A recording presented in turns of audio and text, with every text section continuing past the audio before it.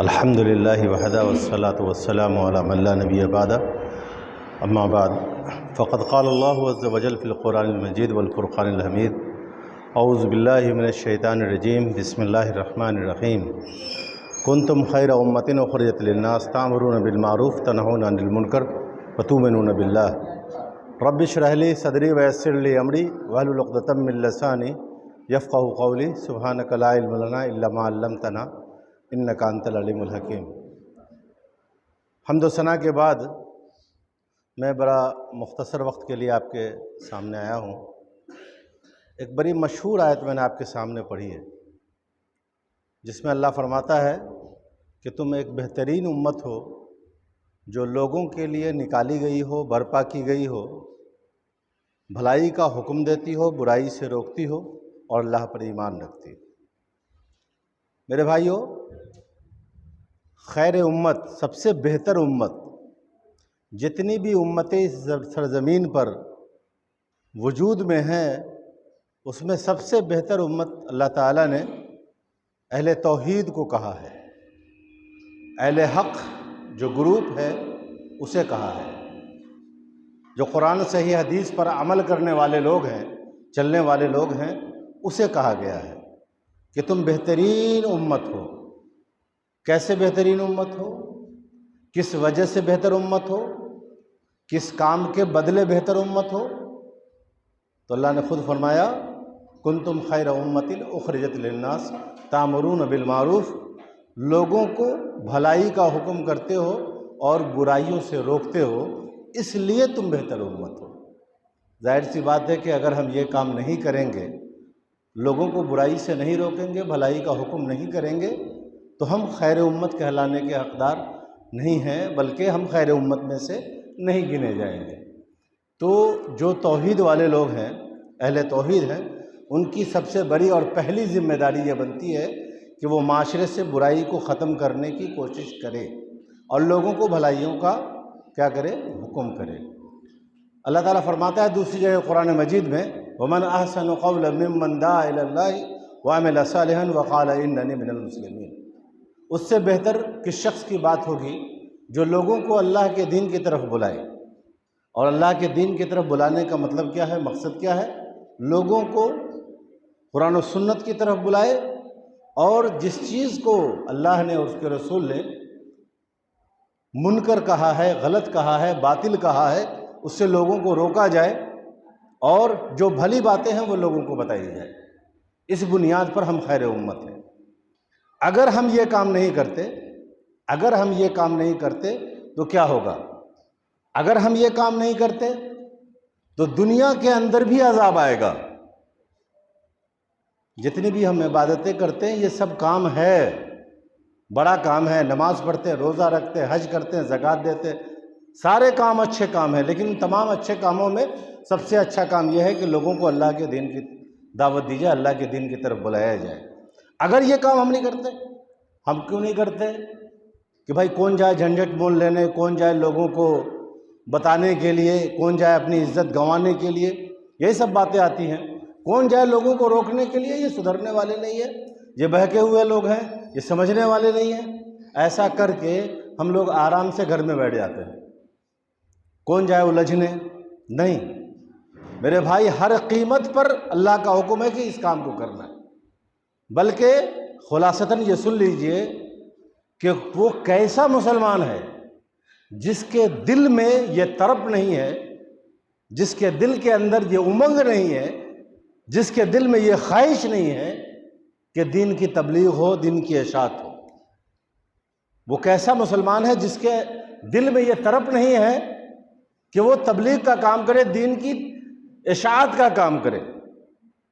ایک مسلمان کا جو دل ہوتا ہے وہ اس بات پر مطمئن ہونا چاہیے، یہ بات ایک مسلمان کے دل کے اندر ہونی چاہیے، اسے یہ فکر ہونی چاہیے کہ بھائی دین کی تبلیغ کا کام کیسے ہوگا، دین کی اشاعت کا کام کیسے ہوگا۔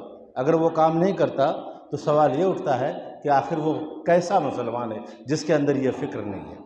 میرے بھائیوں، میں یہ کہہ رہا تھا کہ ہوگا کیا اگر اس کام کو ہم نہیں کرتے، تبلیغ کے کام کو نہیں، مداہنت پسندی اختیار کرتے، ہم نہیں بتاتے، ہے نا؟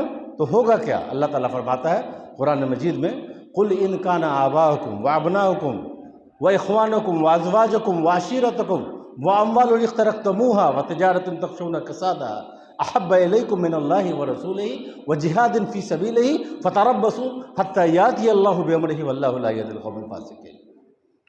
اللہ فرماتا ہے کہ یہ تمہارے بیٹے، قل ان کان آباؤکم، تمہارے بیٹے کتنی محبت کرتے ہو بیٹے سے، بیٹے کے لیے کیا کچھ نہیں کرتے، ساری محنتیں ایک اولاد کی کامیابی کے لیے کرتے ہو۔ تو اللہ کہتا ہے قل ان کان آباؤکم، تمہارے یہ بیٹے، و اخوانکم، تمہارے بھائی، و ازواجکم، تمہاری بیویاں، اور وہ مکان، وہ مال جو تم نے کمایا ہے۔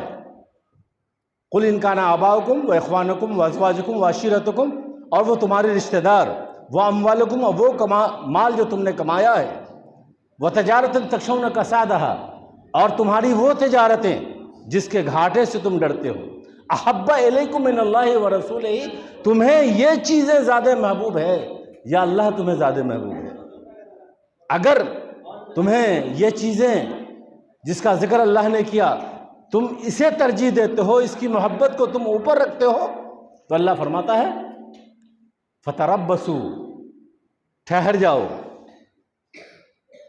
حتی یاتی اللہ بامرہ واللہ لا یہدی القوم الفاسقین، یہاں تک کہ اللہ کا عذاب آ جائے گا، اور اللہ تعالیٰ جو ہے ان اللہ لا یہدی القوم الفاسقین، اللہ تعالیٰ فاسق فاجر قوم کو ہدایت نہیں دیتا۔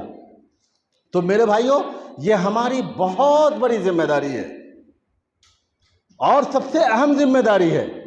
یہ تو دنیاوی اعتبار سے ہو گیا کہ اگر ہم لوگوں کو برائی سے نہیں روکتے، بھلائی کا حکم نہیں کرتے، تو اللہ فرماتا ہے کہ یہ تمہارے اوپر اللہ کا عذاب آ جائے گا۔ ہماری حالت کیا ہے؟ ہم جیسے بھی رہیں اللہ کی مدد آنی چاہیے، ہمارے اعمال جیسے بھی رہیں اللہ کی مدد آنی چاہیے۔ اب دیکھیں جو منکر کا دور گزرا ہے، شیخ وقت ہو جائے گا بتا دیجیے گا، 5-7 منٹ میں بات ختم کر دیں گے۔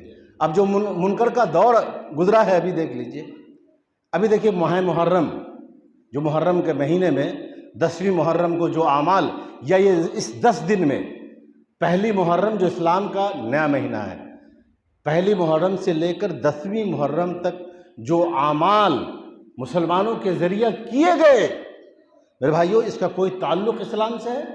کوئی تعلق اسلام سے نہیں ہے، بلکہ یہ اسلام کے خلاف ایک بغاوت ہے، کیونکہ اس کے اندر شرکیہ اعمال انجام دیے جاتے ہیں، ڈھول تاشے بجائے جاتے ہیں، یعنی جتنے اعمال کیے جاتے ہیں یہ سارے قرآن و حدیث کے خلاف ہے، اسلام کے خلاف ہے، اسلام کا اس سے کوئی لینا دینا نہیں ہے۔ لیکن کس کی ہمت ہے جو روکے؟ کس کی ہمت ہے جو ٹوکے؟ کس کی ہمت ہے جو بولے؟ کس طرح کے اعمال انجام دیے گئے میرے بھائیوں۔ اور حیرت کی بات تو یہ ہے کہ جتنے بھی مسلک ہیں، کوئی ایک مسلک کی بات نہیں ہو رہی ہے، جتنے بھی مسالک ہیں، چاہے وہ بریلوی مسلک ہو، چاہے وہ دیوبندی مسلک ہو، چاہے وہ تبلیغی جماعت کے لوگ ہوں، چاہے وہ اہل حدیث ہوں، سوائے شیعہ کے جتنے بھی مسلک والے ہیں، سب نے اس تعزیہ داری کو حرام قرار دیا ہے۔ بلکہ میں نے پڑھا ہے کہ جو لوگ سب سے زیادہ اس عمل کو سپورٹ کر رہے ہیں ہمارے دربھنگہ میں قلعہ گھاٹ، ان کے ماننے والے لوگ، جس کے امام، جن کے سب سے بڑے امام کہے جاتے ہیں احمد رضا خان فاضل بریلوی، وہ فرماتے ہیں، ان کے فتوے میں ہے کہ یہ تعزیہ بنانا تو دور کی بات ہے، ارے تعزیے کی طرف دیکھنا بھی حرام ہے۔ کسی مسلک میں بڑی تعجب کی بات ہے، بڑی حیرت کی بات ہے کہ جو بھی سنیوں کے جتنے مسالک ہیں اس میں سے ایک نے بھی نہیں کہا کہ یہ جائز ہے، اس کے باوجود مسلمان کرتے ہیں اور یہ سمجھتے ہیں کہ نہیں، اس سے کچھ نہیں ہونے والا ہے۔ ارے اس سے تو کیا ہوتا ہے کہ ہم غیر مسلموں پر اپنا دبدبہ دکھاتے ہیں۔ کیا دبدبہ دکھائیں گے؟ یہ 10 دن دبدبہ دکھاتے ہیں، آپ پورے سال مار کھاتے ہیں۔ یہ کیسا دبدبہ ہے میرے بھائی؟ اب لاٹھی سے تو یہ بم اور یہ ایٹم بم کا زمانہ آ گیا، یہ میزائل کا زمانہ آ گیا، آپ جو ہے لاٹھی سے دبدبہ دکھاتے ہیں جا کر کے۔ یہ پسٹل کا زمانہ آ گیا، یہ بم کا زمانہ آ گیا، آپ لاٹھی بھانج کے سمجھتے ہیں کہ ہم نے ڈرا دیا۔ کبھی اللہ کی مدد نہیں آئے گی۔ ان کنتم تحبون اللہ فاتبعونی، جب تک تم اللہ کے دین پر نہیں جاؤ گے اللہ کی مدد نہیں آنے والی۔